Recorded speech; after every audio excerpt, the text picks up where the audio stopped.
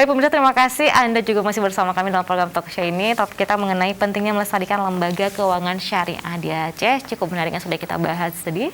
Dan terima kasih bagi Anda yang sudah menyimak. Ataupun bagi Anda yang juga ingin melakukan ataupun bertanya pada narasumber kita di sini, langsung saja di line telepon yang tertera di layar kaca Anda ya. Nah, banyak yang sudah kita bincangkan mengenai lembaga keuangan syariah ini Pak ya. Tapi satu lagi nih Pak, menjawab pertanyaan masyarakat ya, atau masyarakat yang julid juga ini Pak, yang julid juga, apa syariah gitu ya Pak ya, sama aja gitu ya, apa sih bedanya, atau memang sama aja, kredit juga ada gitu, bunganya juga ada. Mungkin menjawab pertanyaan yang julid ini, apa ini Pak begitu yang harus kita berikan ini Pak? Silakan mungkin dari Pak Nazar terlebih dahulu. Ya baik. Sebetulnya untuk menjawab ini, para pemirsa sendiri sebelum ini pertanyaan ini sudah dipahami sebetulnya, sudah dipahami. Bedanya itu adalah yang pertama begini, ya dari bank syariah, dari bank konvensional itu yang ada kredit, semua kredit. Jadi kita sudah hidup dengan kredit itu bertahun-tahun. Sampai nyaman rasanya Sampai Pak ya. Nyaman. Yang ada kredit pertanian kredit, perdagangan kredit, ini kredit itu semua kredit. Kita tidak, di bank syariah tidak. Dia programnya, produknya banyak sekali. Mau apa kita sekarang? Baik. Dilihat pada sisi orangnya. Oh saya mau bantu anak, nggak ada uang kuliah di sana, itu mau bayar uang kuliah, mau datang ke bank. Ada multi jasa. Baik. Jadi kan sudah ada program ini. Oh saya mau jualan, bagaimana? Oh ini ada mudharabah. Mudharabah. Jadi mau apa lagi? Jadi setiap segmen, fitur, kepentingan bisnis masyarakat itu ada produk tersendiri yang ada. Jadi tidak bercampur hanya satu kredit, macam-macam. Jadi ini perbedaan. Cobalah bawa para pemirsa datang ke bank syariah itu, pasti ditanyakan, mau apa? Begitu. Mau apa sekarang? Perlu uang itu mau apa? Baik. Ya. Tapi jangan nanti perlu uang, oh ini mau kawin lagi, ini nggak ada fiturnya itu fiturnya nggak ada. Baik. Itu nggak ada. Tidak ada fiturnya ini itu nggak ada, belum ada fiturnya itu ya. Tapi kalau mengawinkan anak, ya itu ada fitur, yaitu multi jasa, masuk dalam kategori multi jasa. Jadi ini saya kira. Yang kedua, kita akan mencoba melihat bahwa dalam syariah itu ada 3 hal yang perlu dilihat. Yang pertama ada modal, yang kedua ada usaha, yang ketiga ada risiko. Ya, risiko boleh untung boleh rugi. Baik. Ya, sekarang di bank konvensional ini yang ada modal, usahanya ada, risiko tidak ada. Risiko tidak ada. Baik. Ya. Kenapa risiko tidak ada? Karena memang semua dia bebas risiko. Karena risiko sudah dilimpahkan kepada nasabah. Baik, oke. Nah, sebenarnya itu tidak boleh dalam Islam. Tidak boleh. Baik. Nah, coba kita angkat telepon terlebih dahulu. Halo, assalamualaikum. Halo. Iya, baik. Silakan Ibu dengan pertanyaannya. Mohon suaranya lebih dibesarkan Ibu. Ibu Nana. Halo Ibu. Halo. Putus ya. Ini sudah terputus ya. Baik, Anda bisa mencoba kembali ya, ataupun Ibu Nana bisa mencoba kembali di nomor yang sama. Baik, sambilan menunggu penelpon yang lainnya juga, jangan dilanjutkan lagi nih Pak ya, perbedaannya. Yang paling sering orang bicara itu sama adalah di fitur syariah itu murabahah. Di di bank konvensional itu kredit. Jadi yang dilihat sama itu hasil akhir. Baik. Di bank syariah juga ada untung, di situ juga ada untung, ada bunga begitu. Jadi sama-sama untung yang dilihat itu. Ini yang dianggap sama. Oh begitu. Kalau begitu di bank syariah juga ada bunga, di bank konvensional juga ada bunga begitu.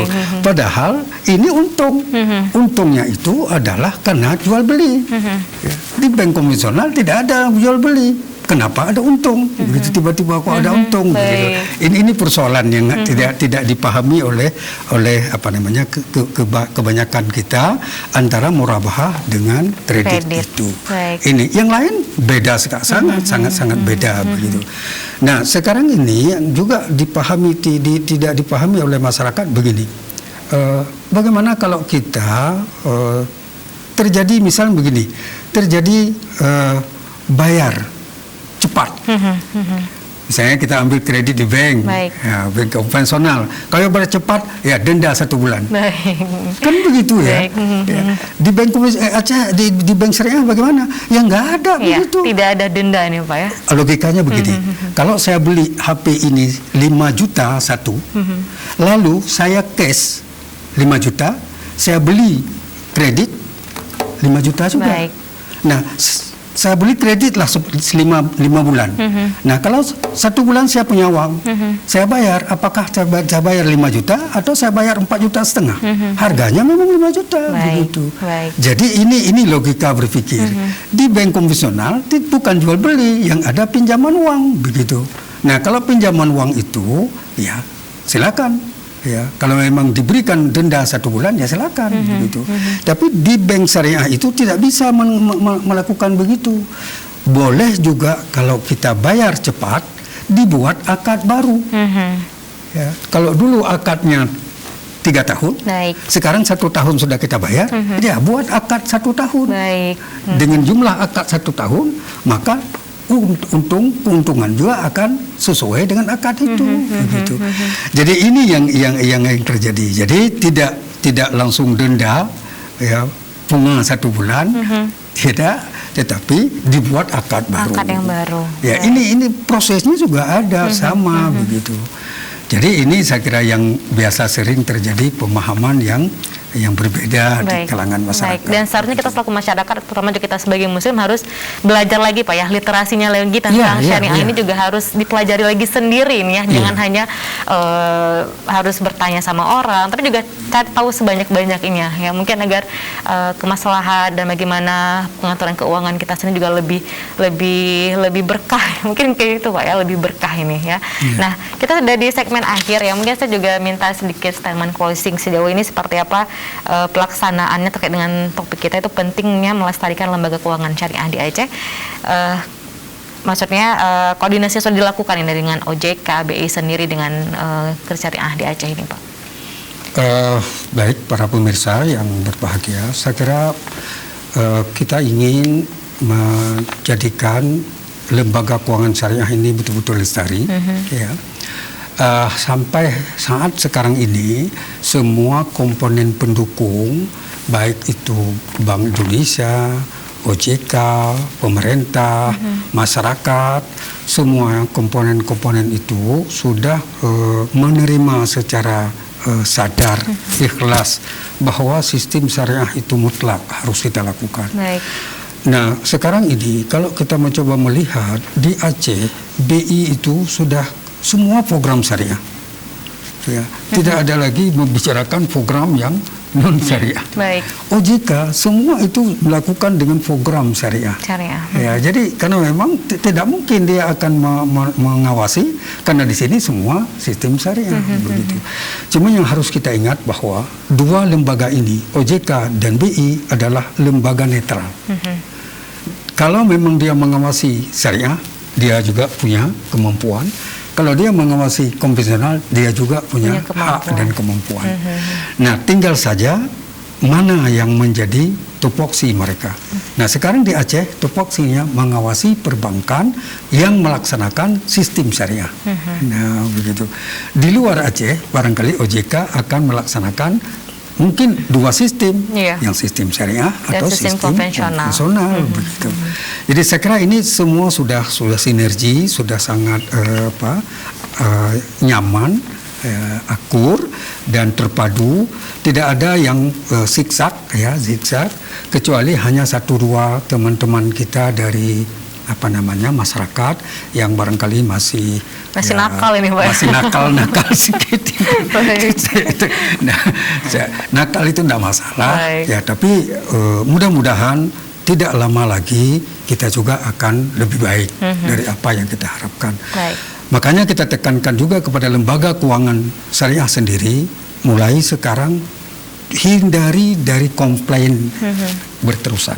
Hindari dari komplain. Perbaiki sistem, perbaiki pelayanan. Ya, sehingga kedua sistem ini kita perbaiki, saya kira masyarakat kita akan sejahtera, aman. Begitu. Dari Pak Fikri, apa ini Pak? Mungkin dari pemerintah, dari selaku dari Dinas Syariah Islam Aceh, itu Apa ini Pak mungkin yang dapat dilakukan ke depan? Mungkin saya akan saya menambahkan kepada pemirsa sekalian bahwa hadirnya kanun LKS ini betul-betul berdasarkan kesadaran penuh dari kita semua bahwa apa yang diperintahkan oleh Allah itulah sebenarnya jalan yang terbaik dan Allah sudah menjamin itu.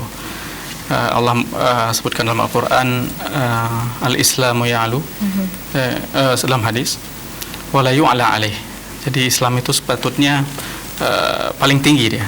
Nilai-nilai yang ditanamkan oleh Islam itu memang sudah harus kita yakini bahwa itulah yang terbaik bagi kehidupan kita di dunia ini dan tidak ada yang bisa mengunggulinya. Nah, bentuk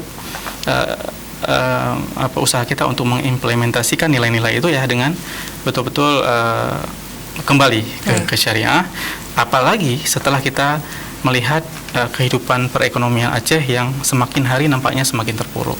Nah, berarti kan ada sesuatu yang kita terlupakan di hari-hari sebelumnya. Nah, ini kita coba balik keadaannya, trennya, semoga dengan kesadaran masyarakat yang penuh dan juga kesabaran loh, ini sangat perlu kesabaran. Ini kan semua kisruh ini kan munculnya dari ada sebagian orang yang mungkin tidak sabar dan tidak menyadari bahwa apapun penggantian sistem itu tetap memerlukan kepada proses. Nah, ini yang harus disadari. ATM rusak, lah transfer bermasalah dan sebagainya. Tapi kan perlahan-lahan kita mulai melihat semakin sedikit permasalahan yang dulunya numpuk, tiap hari ada aja orang komplain, sekarang makin kesininya makin kurang. Nah, itu bentuk dari bahwa mungkin kita sudah menuju ke arah yang benar dan progresnya itu sudah berjalan dan permasalahan yang kita hadapi insya Allah semakin kecil. Nah, kita juga harus menyadari bahwa semua ini adalah dalam rangka kita beribadah kepada Allah. Itu yang paling harus menjadi catatan bagi masyarakat. Misalnya tadi ya, apa bedanya misalnya daging di jalan yang masih segar yang baru ditabrak mobil dengan daging yang kita sembelih di rumah, sama-sama segar, dagingnya masih berdarah, namun bedanya kan di akad di sembelihnya itu.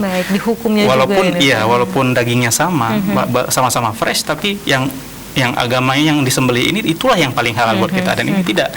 Begitu juga dengan, tapi belum tentu halal, Pak, ya. Jadi jangan menyepelekan akad. Akad itu sangat penting. Itulah yang membedakan antara ibadah dan bukan ibadah kepada Allah Subhanahu wa taala. Seperti kita misalnya serumah dengan seorang wanita. Itu kan haram kalau tidak ada akad halalnya. Nah, itu padahal substansi yang dilakukan itu sama, tetapi yang membedakan adalah akadnya. Nah, kalau masyarakat kita bersabar dan menyadari bahwa ini adalah upaya kita untuk kembali kepada kesejahteraan yang dijanjikan Allah kepada orang yang melaksanakan hukum-hukumnya, maka insya Allah kita yakin kita akan menuju ke arah yang benar. Baik, terima kasih Prof. Fikri, terima kasih Prof. Nazar pada kesempatan siang hari ini ya. Mudah-mudahan segala keresahan masyarakat pemirsa di rumah bisa terjawab ya. Kita ambil manfaatnya, kita ambil faedahnya, kita ambil kebaikannya ya dengan sistem syariah ini, bahwa seluruh masyarakat di Aceh, terutama umat muslim juga benar-benar sudah perekonomiannya itu sudah dihalalkan ya dengan lembaga keuangan syariah ini. Baik, saya Fluini mohon pamit. Wassalamualaikum warahmatullahi wabarakatuh. Waalaikumsalam warahmatullahi wabarakatuh.